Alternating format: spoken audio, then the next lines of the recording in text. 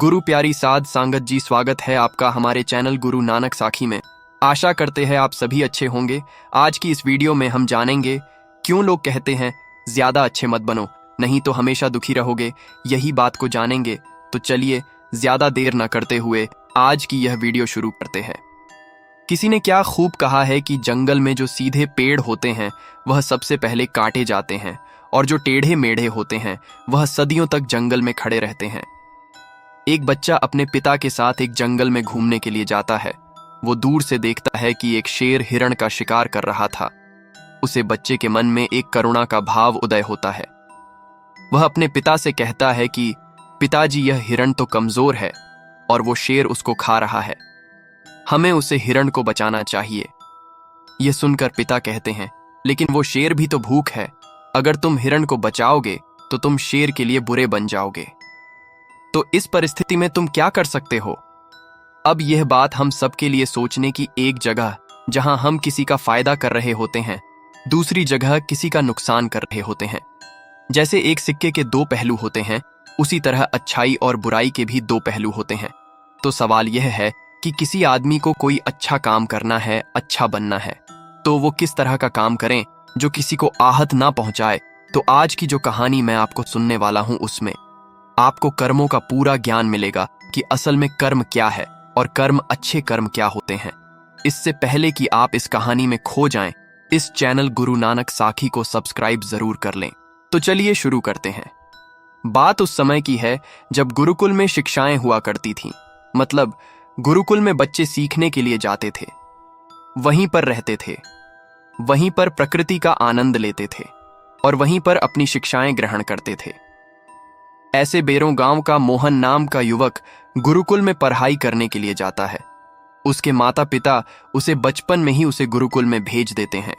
गुरुकुल में जाने के बाद बहुत सालों तक वह अपने सहपाठियों के साथ बहुत अच्छी शिक्षाएं ग्रहण करता है। उसे वहां पर जीवन के सिद्धांत सिखाए जाते हैं। उनमें से एक सिद्धांत यह सिखाया जाता है कि हमेशा भलाई का काम करो, अच्छा कम करो, सबकी मदद करो। यह ज्ञान मोहन के दिमाग में बहुत गहरे से बैठ गया था। इसलिए जब वह वापस गुरुकुल से शिक्षा ग्रहण करके आया तो वह अपने गांव में सबकी मदद करता था, हर किसी का काम करता था। कोई भी युवक उससे कोई काम करने के लिए कहता तो वो माना नहीं करता था। लेकिन जैसे जैसे समय बीतता गया, एक दिन उसने अपने कानों से छुपकर सुना कि गांव के कुछ युवक उसका मजाक बना रहे हैं। वह सब कह रहे हैं कि वह तो फायदा उठाने के लिए है, उसके तो मजे लो, उसका तो लाभ उठाओ। जितना हो सके वो किसी के काम को मना नहीं करते। वो दूसरों का काम करने के लिए अपना काम भी छोड़ देता है। बताओ कितना मूर्ख है। यह सुनने के बाद मोहन के कानों में खून उतर आया। निष्पक्ष भाव से सबकी मदद करता था, सच्चे दिल से करता था, लेकिन बदले में उसे क्या मिला, ये सुनकर उसका दिल सहम गया और उसने मन ही मन में निश्चय किया कि आज के बाद वो किसी की भी मदद नहीं करेगा। और अब मोहन गांव का ऐसे युवक बन चुका था जो किसी की मदद नहीं करता था। चाहे कोई कितनी भी परेशानी में क्यों ना हो, मोहन को कोई फर्क नहीं पड़ता था। मोहन का ये बदलाव देखकर सब गांव वाले आश्चर्यचकित हो गया। कल तक जो दया का सागर था, इतना दयालु था, कुछ ही समय में इतना निर्दय बन गया। यह देखकर मोहन माता पिता को भी उसकी बहुत चिंता हुई। उन्होंने अपने बेटे से पूछा कि बेटा, ऐसी क्या बात हो गई है, तुम इतना क्यों बदल गए हो? तो मोहन ने कहा, इस जमाने में किसी की भलाई करके कुछ हासिल नहीं होता। ये बात मैं महसूस कर चुका हूं। मैंने जीवन में जितने भी गुरुकुल से शिक्षाएं ग्रहण की, वो सारी शिक्षाएं बेकार चले गए हों, व्यर्थ हो गई। क्योंकि यह संसार किसी का नहीं है। यहां सच्चे दिल से कोई किसी की मदद दे, उसको बेवकूफ समझा जाता है। और यह कहते कहते मोहन वहीं पर रोने लगा। और इसके बाद मोहन बहुत परेशान रहने लगा। उसके माता पिता पहले वाला मोहन चाहते थे, वही मोहन चाहते थे जो सब लोगों की मदद करता था। लेकिन उनका बेटा कहीं दूर निकल चुका था। दिन पे दिन हालत और भी गंभीर होती गई।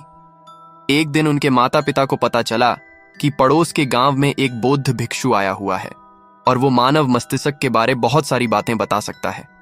इसीलिए मोहन के माता पिता मोहन को लेकर उसे बहुत भिक्षु के पास पहुंचते हैं। जब वह उसे गांव में घुसते हैं तो एक औरत एक बौद्ध भिक्षु को बहुत जला कटा सुना रही थी। वो कह रही थी कि उनको शर्म नहीं आती, भीख मांगने के लिए आ जाते हैं, दरवाजे पर आकर खड़े हो जाते हैं और पता नहीं ऐसी क्या क्या बात है। लेकिन बौद्ध तो भिक्षा मांग कर ही खाते हैं, उन्हें तो सब कुछ सहना पड़ता है। इसीलिए वह बौद्ध भिक्षु एकदम शांत खड़ा हुआ था।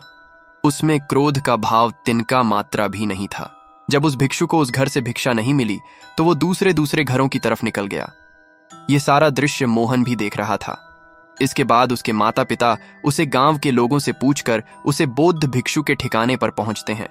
वहां पर पहुंचकर वो देखते हैं कि यह वही भिक्षु था जो गांव से भिक्षा मांगकर वापस लौट आया था, जो गांव में भिक्षा मांग रहा था और जिसे वह औरत जली कटी सुना रही थी। उसे देखने के बाद मोहन और उसके माता पिता ने उसे प्रणाम किया और वो वहीं पर बैठ गए। उसके बाद मोहन के माता पिता ने सारी परिस्थिति उसे बयान कर दी। उन्होंने अपने बेटे का जिक्र करते हुए बताया कि यह हमारा बेटा पहले बहुत दयालु हुआ करता था, सबकी मदद करता था, लेकिन अचानक पता नहीं ऐसा क्या हुआ कि अब यह किसी की मदद नहीं करता। उसके सामने आदमी मर भी रहा होता है, तब भी यह बिल्कुल उसे पानी भी नहीं पिलाता। ऐसा स्वभाव हो गया। इसका हम कुछ समझ नहीं पा रहे कि यह बदलाव अचानक से हुआ कैसे। इससे पहले कि वो बौद्ध भिक्षु को जवाब देता, वो औरत जो गांव में उस भिक्षु को जली कटी सुना रही थी, वह अपने बेटे को लेकर वहीं पर पहुंच गई और हाथ जोड़कर उससे प्रार्थना करने लगी कि मेरा बेटा बहुत बीमार है। अचानक से उसे बुखार आया और गांव के लोगों ने बताया कि आप इसकी मदद कर सकते हैं, कृपया करके मेरे बेटे को ठीक कर दीजिए। यह सुनकर वह बौद्ध भिक्षु तुरंत उस बालक का उपचार करने लग जाता है और कुछ ही देर बाद औषधियां देने के बाद वो बच्चा बिल्कुल स्वस्थ हो जाता है। यह सब देखकर वह औरत उसे कुछ दान देकर प्रणाम करके वापस लौट जाती है।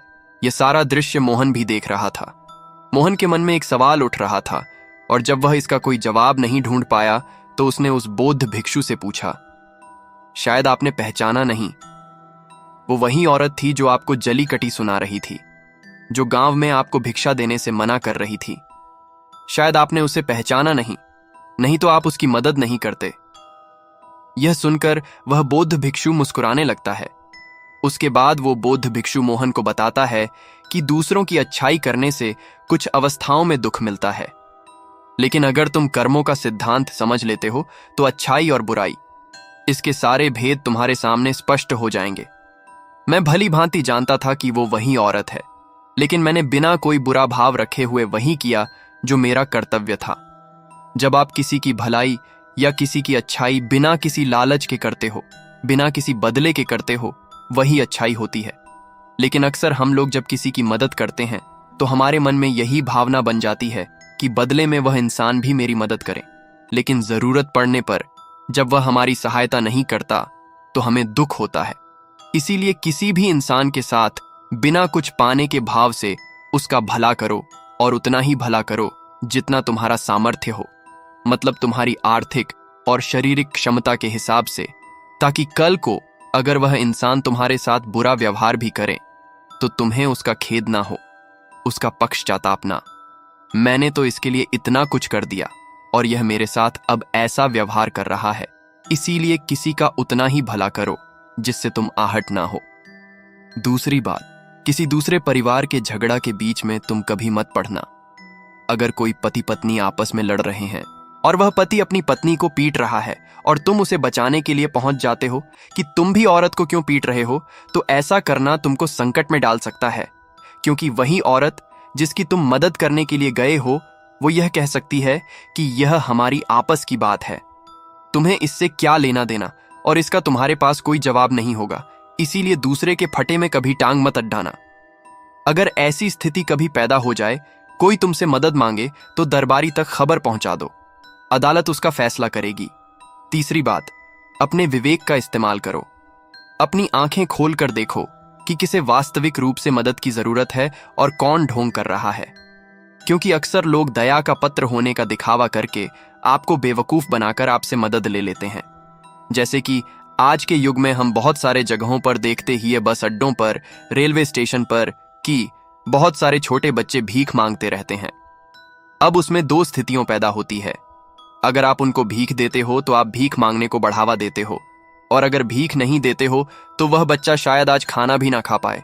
इसीलिए ऐसी स्थिति में आपको अपने विवेक का इस्तेमाल करना चाहिए। आप उसको पैसे देने की बजाय खाना खिला सकते हो या कुछ किताबें दिला सकते हो। इसीलिए सही तरीके से मदद करने के लिए विवेक का होना बहुत जरूरी है, वरना तो आपके धन का दुरुपयोग ही होगा। और एक बात जो समझने की है कि किसी की भलाई करनी है तो उनकी भलाई करो, क्योंकि अगर तुम खुद जीवंत हो गए, अगर तुम खुद बदल गए तो पूरा जमाना अपने आप ही बदल जाएगा। इसीलिए कहीं आपने अपने मन में ये भ्रम तो नहीं बना लिया कि मैं तो अच्छा इंसान हूं और मैं दूसरों की मदद करता हूं, तो वह तुम्हारा अहंकार का रूप है। इंसान कभी पूर्ण नहीं होता, और जो अपने आप को पूर्ण समझ रहा है वह धोखे में है। इसीलिए दूसरों को बदलने की बजाय खुद को बदलने पर ध्यान दें, और इसके लिए आपको भीड़ में भी अकेला रहना सीखना होगा। आप सबके साथ हैं, सब में उपस्थित हैं, लेकिन अंदर से आप एकांत हैं, अंदर से आप शांत हैं, अंदर से आप मौन है। जब आप अपने एकांत को देख लेते हैं तो आपकी अंतरत यात्रा चालू हो जाती है। अपने अंदर के एकांत आनंद उठाने के लिए आपको ध्यान में उतरना होगा। आपको रोजमर्रा की जिंदगी में ध्यान कोई हिस्सा बनाना होगा, ध्यान को वक्त देना होगा। उसके बाद आप पाएंगे कि आपके अंदर के एकांत के समान आनंद इस दुनिया के किसी भोग में नहीं है, किसी वस्तु में नहीं है, किसी वासना में नहीं है। नदी के किनारे पड़ा हुआ छोटा सा पत्थर भी उसे नदी के भाव से कट कट कर बहुत मुलायम हो जाता है। उसमें कोई दरार, कोई कोना नहीं बचता। उसी तरह ध्यान के निरंतर भाव में बहाने से उसी तरह निर्मल हो जाता है, जिसके बाद हम किसी भी चीज को महसूस कर सकते हैं, जिसके बाद हम वर्तमान का मतलब समझते हैं, जिसके बाद हमारे अंदर करुणा का उदय होता है, वो करुणा जो किसी विषय वस्तु से नहीं जुड़ी हुई। इसीलिए दोस्तों, आज से ही अपनी अंतर यात्रा चालू कर दें, अपने जीवन के आनंद को पहचानें, क्योंकि इंसान की जिंदगी बहुत छोटी है। पता नहीं कब आखिरी सांस आ जाए, तो जीवन के जो पाल बचे हैं उन्हें उसे परमानंद में बिताओ। तो दोस्तों, कैसी लगी कहानी हमें कमेंट सेक्शन में जरूर बताना।